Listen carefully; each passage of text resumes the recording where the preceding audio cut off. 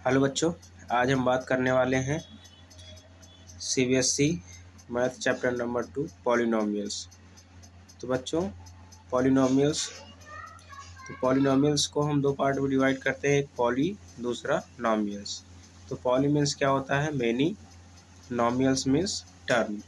तो टर्म मतलब बच्चों एक वेरिएबल और एक कांस्टेंट को अगर हम मिला देते हैं तो वो एक टर्म बन जाता है। जैसे 6x 4x 7x square 5x+2, ये सभी क्या है, एक टर्म है। ठीक बच्चों, तो पॉलिनोमियल के एग्जाम्पल को अगर हम देखें तो पॉलिनोमियल जैसे हमारे पास 4x स्क्वायर प्लस 3x+2, यानी एक टर्म ये हो गया, एक टर्म ये हो गया, एक टर्म ये हो गया, सभी टर्म को हम मिक्स कर दे रहे हैं, क्या बन जा रहा है बच्चों, पॉलिनोमियल बन जा रहा है। तो जैसे एक और ले लेते हैं, 5x³ minus 4x² plus x minus √2, ये क्या है, पॉलिनोमियल है।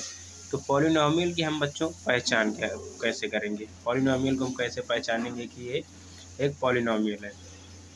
तो पॉलिनोमियल की कंडीशन है बच्चों कि पॉलिनोमियल की जो पावर होती है हमेशा वो कंप्लीट पावर होनी चाहिए, फ्रैक्शन में नहीं होनी चाहिए, निगेटिव नहीं होनी चाहिए। ठीक बच्चों, और पावर जो है रूट में नहीं होनी चाहिए। तो इसकी कंडीशन क्या है, नो नेगेटिव पावर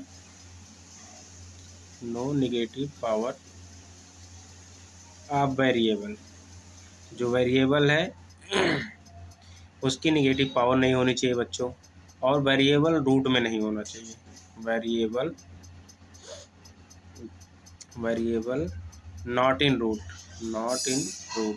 वेरिएबल बच्चों रूट में नहीं होना चाहिए। ठीक बच्चों, जैसे अगर हम देखें हमारे पास कुछ एग्जांपल हैं जो पॉलिनोमियल नहीं है, जैसे 1/x-1 कामा √x+2 कामा 1/x² प्लस 2x+3।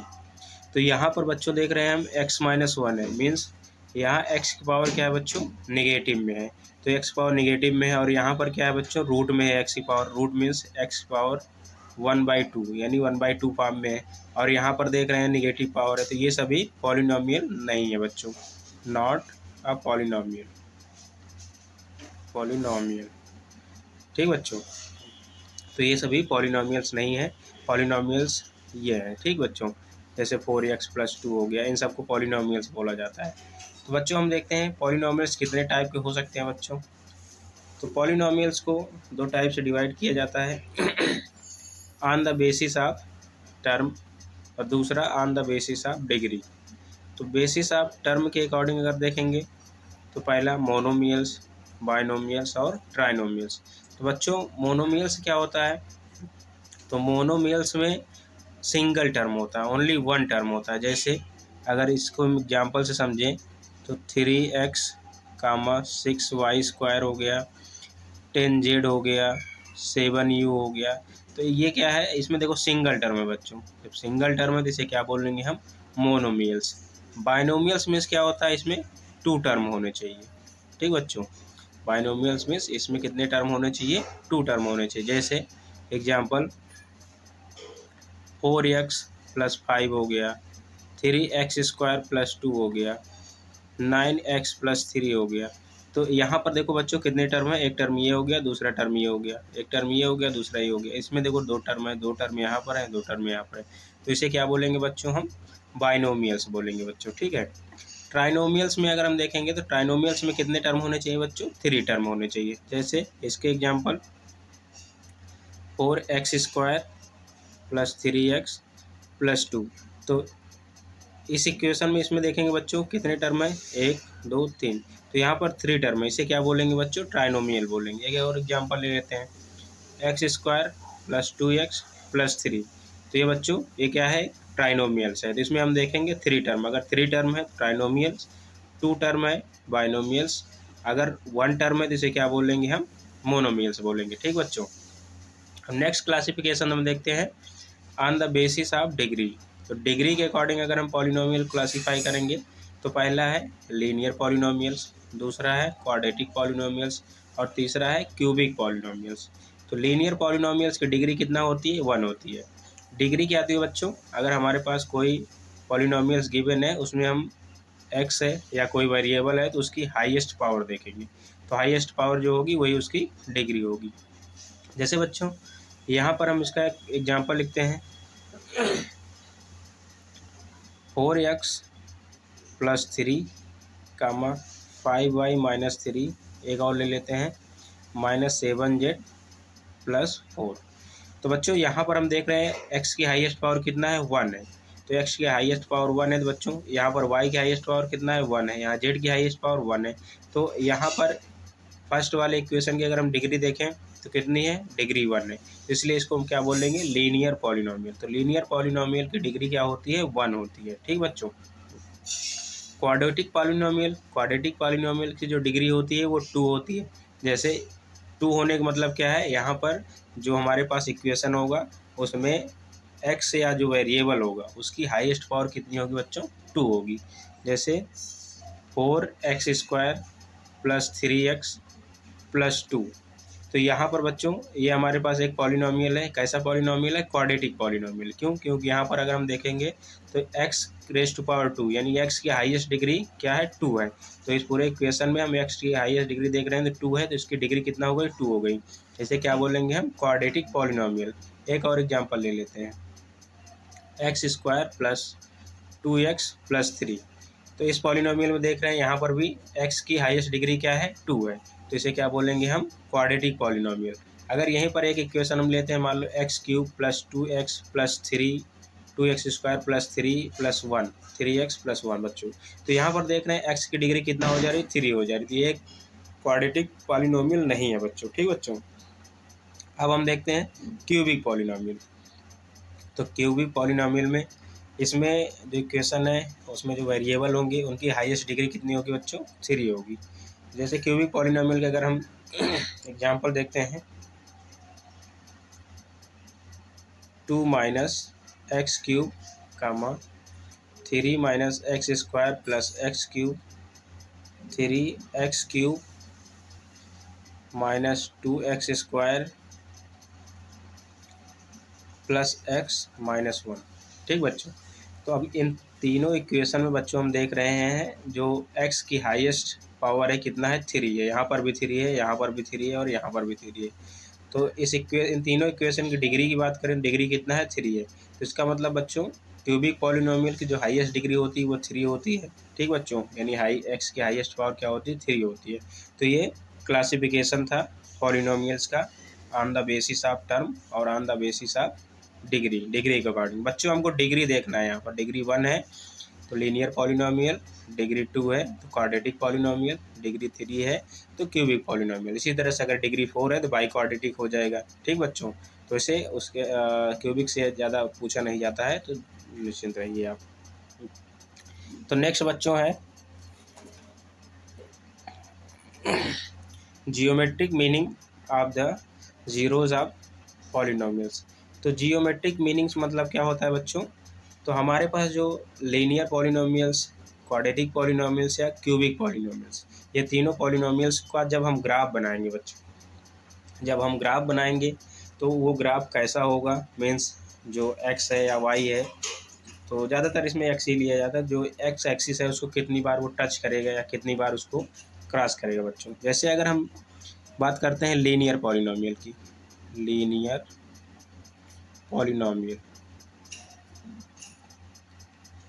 ठीक, लीनियर पॉलिनोमियल से एक ले लेते हैं, मान लो बच्चों y = 4x + 3 या 4x + 3 = 0, ये हमारे पास एक लीनियर पॉलिनोमियल्स है। तो बच्चों इसका अगर हम ग्राफ ड्रा करेंगे तो यहाँ से x की वैल्यू निकालेंगे तो x = कितना है, -3/4। तो -3/4 मीन्स यहाँ कहीं मान लो एज्यूम कर लेते हैं यहाँ, तो ये जो लाइन होगी यहाँ से होके जाएगी।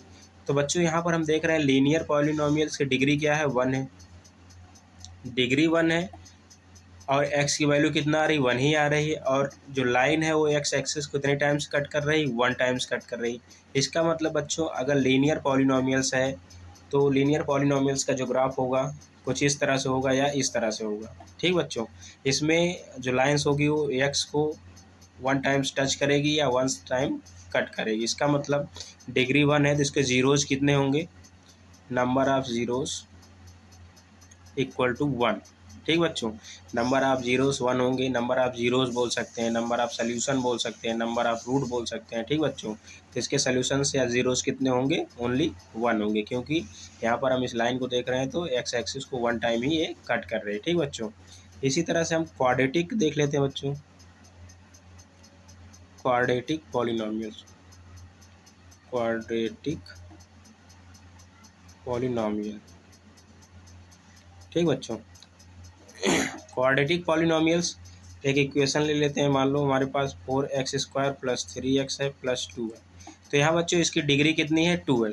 अगर इसकी डिग्री 2 है तो इसके सोल्यूशन भी 2 होंगे, यानी इसके जीरोज़ भी 2 होंगे। तो इसका ग्राफ जो बनेगा बच्चों कुछ इस तरह से बनेगा। ये एक्स एक्सिस को 2 टाइम्स कट करेगा, कुछ इस तरह से।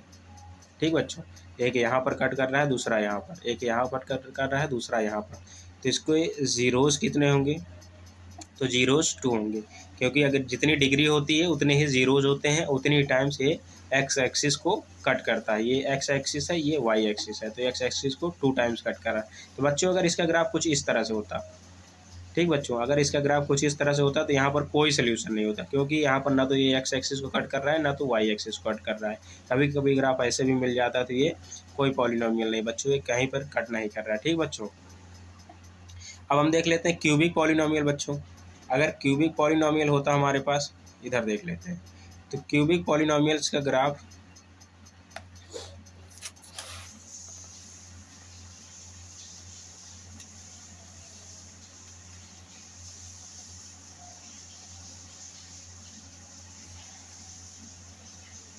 क्यूबिक पॉलिनोमियल्स को देखेंगे बच्चों, cubic polynomial, cubic polynomials graph कुछ इस तरह से होगा, ऐसे जाएगा बच्चों, ऐसे, यानी एक्स एक्सिस को ये कितने टाइम्स कट करेगा? 3 टाइम्स कट करेगा। तो इसके जो जीरोज़ होंगे, जीरोज़ कितने होंगे? 3 होंगे। तो बच्चों हमको देखना है एक्स एक्सिस को कितने टाइम्स कट कर रहा है या टच कर रहा है। कभी कभी क्या होता है, टच भी कर रहा होता है, जैसे इस तरह से। मान लो एक ग्राफ ऐसे गया, यहाँ टच किया, फिर जाके यहाँ पर मिला, तो एक सोल्यूशन, 2 सोल्यूशन, 3 सोल्यूशन। इसके जीरोज़ कितने हो गए?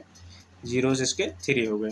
ठीक बच्चों, इस तरह से हम इसके जियोमेट्रिक मीनिंग को समझ सकते हैं कि एक्स एक्सिस को कितनी टाइम से कट कर रहा है, तो इसके नंबर ऑफ जीरोज़ कितने हैं।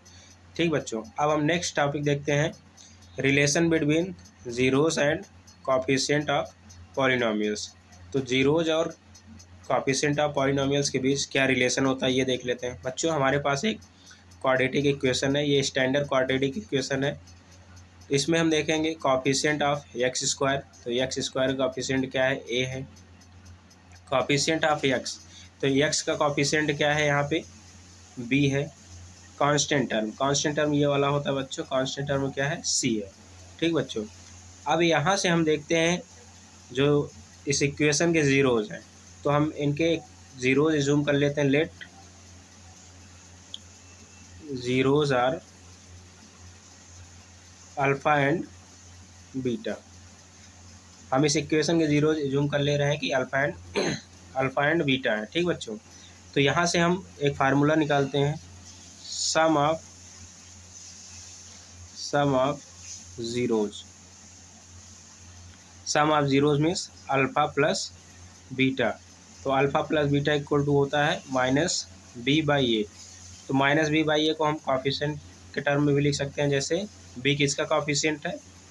x का। तो यहाँ लिखेंगे minus coefficient of x upon coefficient of x²। ठीक बच्चों, अब इसी तरह से हम निकाल लेते हैं दूसरा फार्मूला। ये पहला है, दूसरा प्रोडक्ट ऑफ ज़ीरोज़। तो प्रोडक्ट ऑफ ज़ीरोज़ देखेंगे बच्चों, means alpha into beta equal to c/a होता है। तो c किस क्या है? कांस्टेंट टर्म है, constant term upon coefficient of x²। ठीक बच्चों, ये दो फार्मूले हमारे बन गए। तो अब बच्चों हम नेक्स्ट देखते हैं कि हमारे पास अगर दो ज़ीरोज़ गिवन है, तो ज़ीरोज़ गिवन है, कभी कभी उनका सम भी दे देता है, sum of zeros, product of zeros दे देता है। तो हम एक क्वाड्रेटिक इक्वेशन का फॉर्मेशन कैसे करते हैं? तो formation of quadratic equation, formation of